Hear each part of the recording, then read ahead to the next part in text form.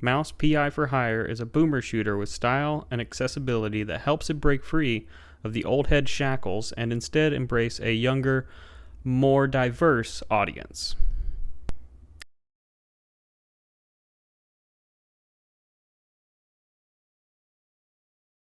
If you know one thing about Mouse PI, it's the Steamboat Willie inspired Cuphead-esque visuals. The flat, black and white style is present throughout the entire game, and it's a huge plus. It provides for some surprisingly beautiful environments that can range from dreamscapes all the way to hellscapes. The narrative follows our protagonist, Jack Pepper, a detective mouse, as he investigates a variety of mysteries that are blossoming all around him. These mysteries are honestly pretty predictable and not the most thrilling, but they get the job done. It's never boring, though never really a joy either. That being said, you do get to punch fake mouse Nazis, which is a positive and something we should all strive to do more in our daily life. You can't have a boomer shooter without the shooter.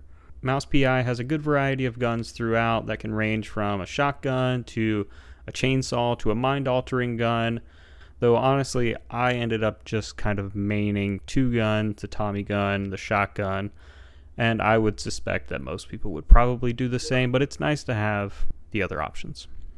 The guns themselves do all feel pretty excellent and certainly feel unique, and they add a good change of pace as you will be spending a majority of your time shooting other mice or chainsawing other mice. There's an upgrade system that you can interact with throughout the game, but it's honestly not supremely deep. It's mostly just upgrading some slight changes to your weapons, and you get some corresponding cosmetic changes as well.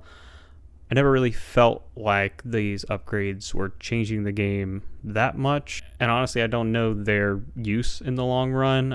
It felt kind of like a tacked on system that wasn't supremely necessary. But even if the upgrades do kind of lack a punch, the actual shooting feels excellent, and the game, which I'll touch on in just a second, is quite long, and while some parts of it may drag, the actual gunplay never drags. I went into every single combat encounter excited to continue using my favorite weapons and also interact with the unpredictable environment around me that could have anchors, anvils, all kinds of things falling on enemy heads, all while I am launching a acid gun at the enemies in front of me. But like I mentioned, the game is quite long, and honestly it does feel a little overstuffed. It's never really boring thanks in part to how amazing the combat feels, plus the excellent art style that never wears out its welcome.